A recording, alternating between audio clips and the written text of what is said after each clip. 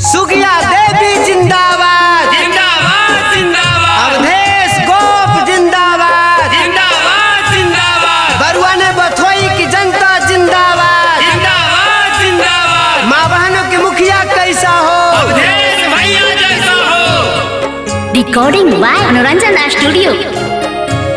आगे माई हमारो सुगिया दीदी हथिन गहरी बाबा न के जन्म जी आज सुनल ही बरुआ ने बथोई पंचायत में न के नम जी आज बड़ी न के नम जी आज सुंदर न के कमम जी आज बड़ी बनई है चाची अवधेश भैया के मुखिया जी आज सुनल ही बरुआ ने बथोई पंचायत में ये न के कमावा जी आज। दोस्तों परवाह न करो चाहे सारा जमाना खिलाफ हो, परवाह न करो चाहे सारा जमाना खिलाफ हो, मुखिया उसी को चुनो जो सच्चा और साफ हो। छात्र नौजवानों के मुखिया कैसा हो सुगिया देवी जैसा हो। अवधेश भैया मत घबराना, जनता तेरे साथ है। सुगिया दीदी मत घबराना। जनता तेरे साथ है। आगे माही पियाला से भी पिए लह दे थुन बाला बाई जी आज छूटल बढ़ल नाम सब कह दे थुन जोड़ा बाई जी आज दे थुन बाना बाई जी आज नाम जोड़ बाई जी आज बड़ी बनई है चाचा अवधेश भैया के मुखिया जी आज सुनल ही बरुआ ने बथोई पंचायत में न के नाम जी आज। दोस्तों बुझते हुए दीपक को तेल की जरूरत है, बुझते हुए दीपक को तेल की जरूरत है और बरुआ ने बथोई के जनता को सुगिया देवी की जरूरत है। छात्र नौजवानों का मुखिया कैसा हो अवधेश भैया जैसा हो।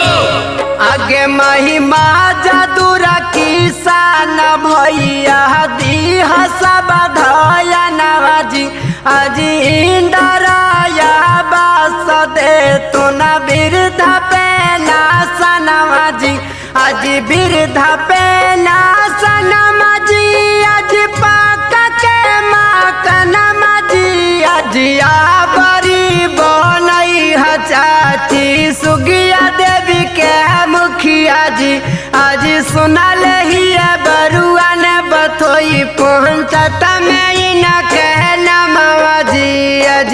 दोस्तों दुश्मनों से क्या डरना जब जनता मेरे साथ हो, दुश्मनों से क्या डरना जब जनता मेरे साथ हो, उसका विरोधी क्या बिगाड़े जिसके सर पर माँ और बहनों का हाथ हो। सुगिया देवी जिंदाबाद जिंदाबाद जिंदाबाद। अवधेश गोप जिंदाबाद जिंदाबाद जिंदाबाद। बरुआ ने बथोई की जनता जिंदाबाद जिंदाबाद जिंदाबाद।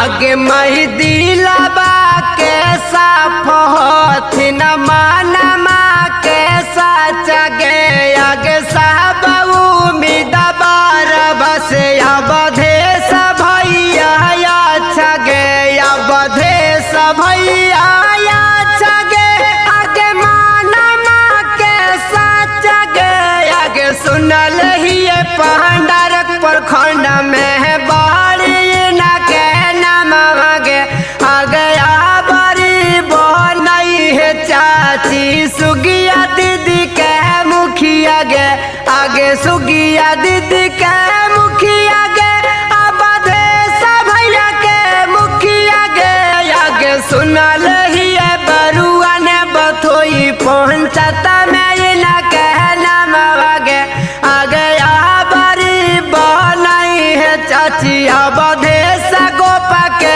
मुखिया गे आगे सुनल ही बरुआ ने बथोई पंचायत में न कहना आगे आगे। Music by Manoj अलवेला।